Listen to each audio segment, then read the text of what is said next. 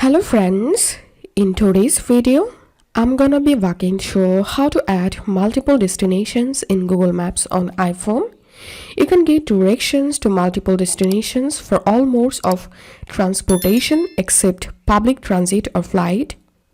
First of all, you have to open your Google Maps app. Search for your destination or tap it on the map. Tap on the three dot icon at the top right. Tap on Add Stop.